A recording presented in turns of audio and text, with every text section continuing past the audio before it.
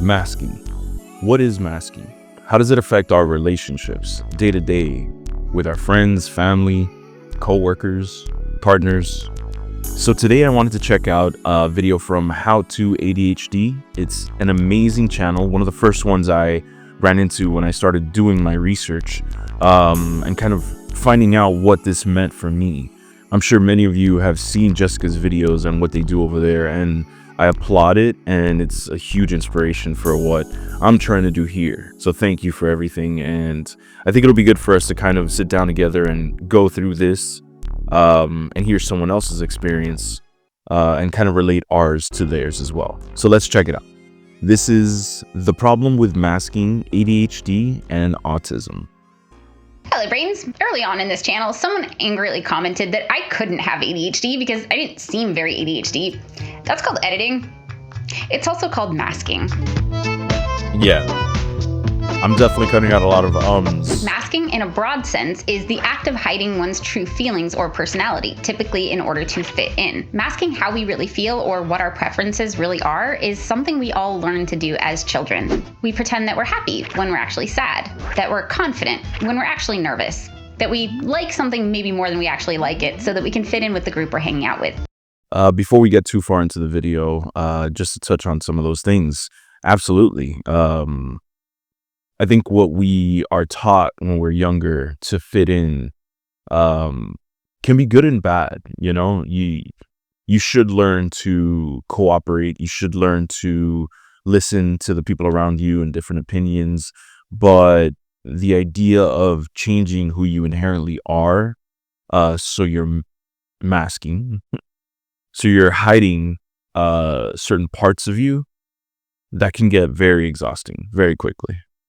And pretty much everyone does this sometimes. But for ADHD and autistic brains, fitting in often requires an additional type of masking. For us, masking, verb, is the act of hiding our neurodivergence. And unlike emotions, the way our brains naturally work isn't something that comes and goes. Sometimes we're sad and occasionally we have to pretend that we're not. But it's not like sometimes we're neurodivergent and occasionally we have to pretend we're not. We're always neurodivergent and we often have to pretend that we're not. Yeah, and I think it creates more challenges when you're not even aware of it, you know, and I'm sure many people can relate to not understanding why you are not reacting or able to do some of the things that you see other people doing and how they're doing it. According to one of the brains, masking is having to watch every single thing that might make me seem not normal and then fix it. That idea of bottling things up, it's reoccurring in my experience, and almost the way that I used to see it was I was putting other people's emotions ahead of mine.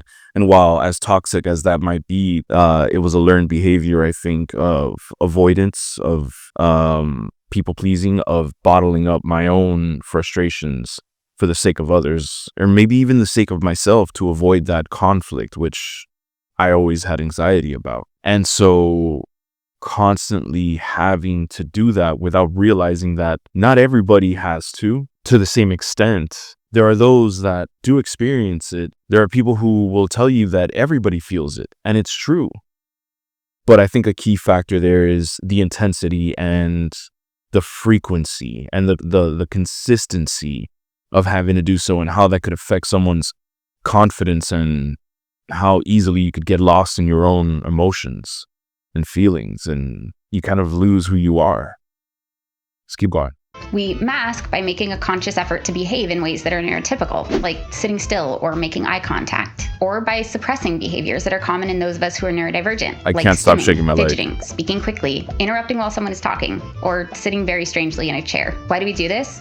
We mask to conform to social pressures, to avoid rejection or bullying, and as part of impression management. We're often corrected and even punished for our weird behaviors growing up, and so we learn to suppress them. This kind of social camouflaging can be beneficial. It can help us achieve our goals, like getting a job, or help us establish relationships, especially with people who aren't neurodivergent. In the short term, it can seem to keep us safe. Exactly, and I think that's why maybe myself and others have gone so long without having to address or label or diagnose what is going on, what the core issue is. And so for me, a lot of my symptoms were, I don't want to say, I was able to mask a lot of those symptoms and kind of refocus and use that. And it did get me job opportunities. And while as uncomfortable as I was at the time, financially, it was beneficial.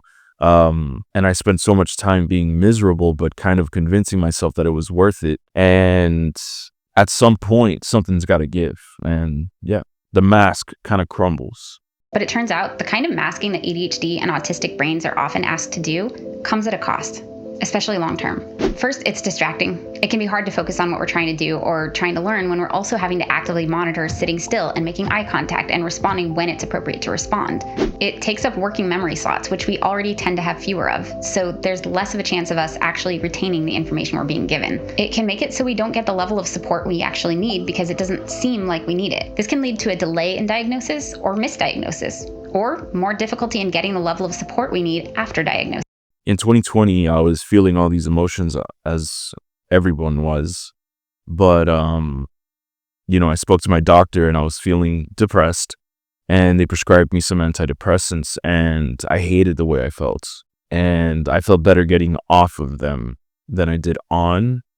And around that time, my environment changed as well. And so I was able to kind of put that to the side for a little bit longer. But when those feelings kind of stayed there and became more and more intense and more of a problem, that's what kind of led me to finally be diagnosed. And so it's hard to know something without knowing or having other explanations for them. And I gotta say, it's scary it was scary when I got diagnosed, but it also felt validating. And it kind of showed that there was a path forward. Or more difficulty in getting the level of support we need after diagnosis. It can make it hard for people to believe that we're struggling. Intentionally masking is not the only thing that can hide our struggles, but it definitely contributes. Masking constantly is exhausting, and long term, it can potentially lead to burnout. It can set false That's exactly what happened expectations to me. or expectations that we Burnout. can't consistently meet, which can sometimes make people angry with us, and us angry or embarrassed with ourselves when our mask inevitably starts to slip. I've always felt like I had not an anger issue, but when I did get angry, I would get angry. The few times that I've broken bones, 90% of it was because I punched a wall or I hit something because I was so upset and angry. And tack on a decade and a half of just working and stressing about money and relationships and just life in general, and how unfair a lot of the things around us seem. As an empath, it was just a lot of restraints. And all my friends and everyone around me would always tell me like, "Oh, you're such a patient person. You're such a calming presence." And while I can be, and I prefer to be, there was always just a storm building up. And I definitely can feel and notice a difference now when I have certain conversations with people. I am quicker to release some of that frustration and speak my mind more. And a part of that is because I just can't do it anymore. And another part is that it helps me deal with what's going on. And I'm lucky enough to have people around me that can understand what's happening and know that I'm serious with what I'm saying. But as important as how you say things are, context really matters. And, I'll forever be grateful for those around me. So let's keep going. It's also lonely. It affects our sense of self and our connection to others if we're constantly having to hide fundamental aspects of who we are. And it's anxiety inducing because a lot of the weird things we do, our brains are having us do for a reason. They're normal for our brains. They're coping and self-regulation mechanisms to help us focus or relieve anxiety, and not being able to do them for an extended period of time is not good for us. And no matter how much we practice that, no matter how long we force ourselves to sit still in meetings to pretend to be neurotypical, we're not going to be. And the world is starting to recognize these differences for what they are. Differences, not deficits or flaws. I'm excited to see this shift in perception. As people start to accept and understand neurodiversity, routinely see unmasked neurodivergent behaviors, and have these behaviors normalized, hopefully we'll feel more comfortable and safe taking off our masks. I hope that we could break through some of those stigmas and be able to just be ourselves, I'm extremely grateful that there are people and there are ways to connect with those people who are having very similar experiences.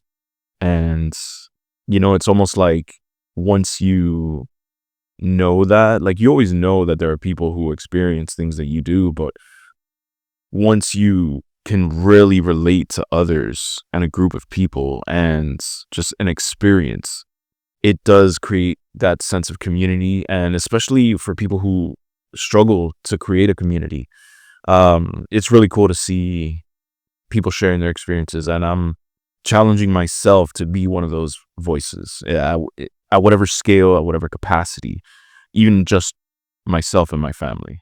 I want to make this clear though, taking off our masks does not mean that we are absolved of any consequences. We still live in a society with other people, and our actions and behaviors affect others. I shouldn't have to mask doesn't mean I can be a jerk. I'm not advocating for that. But for behaviors that don't hurt anyone, like rocking, playing with fidget toys in a way that's not distracting to others, sitting weird in your chair at work, I really hope that becomes more normalized, because for us, it is normal.